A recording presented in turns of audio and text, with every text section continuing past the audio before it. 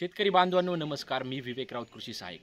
शेतकरी बांधवांनो, मध्यंतरी भारत सरकार कृषी मंत्रालय यांच्यातर्फे एक परिपत्रक निघाला आणि परिपत्रकामध्ये असं जाहीर केलं की ट्रॅक्टरच्या अनुदानामध्ये वाढ होऊन ती 5 लाख रुपये एवढी झालेली आहे. परंतु त्यानंतर ड्रॉ झाला. ड्रॉमध्ये शेतकऱ्यांची निवड झाली आणि निवड झालेल्या शेतकऱ्यांना कृषी विभाग महाराष्ट्र शासनाने असं कळवलं की त्यांना मॅक्सिमम जी सबसिडी आहे ती 1,25,000 एवढीच मिळणार आहे.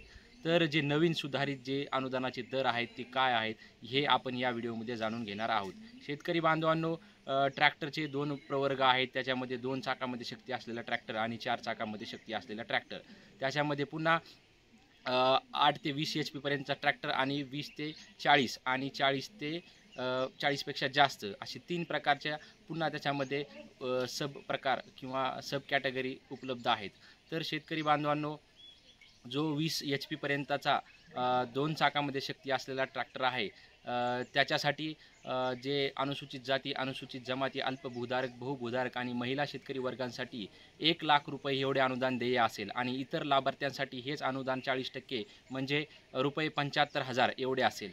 आणि 20 HP पेक्षा जो जास्त क्षमतेचा ट्रॅक्टर आहे त्याच्यासाठी शासनाचा जो दर आहे अनुदानाचा तो आहे अनुसूचित जाती, अनुसूचित जमाती, अल्पभूधारक, बहुभूधारक आणि महिला शेतकरी वर्गांसाठी 1,25,000 आणि इतर लाभार्थ्यांसाठी हा 40% म्हणजे 1,00,000 रुपये एवढा आहे.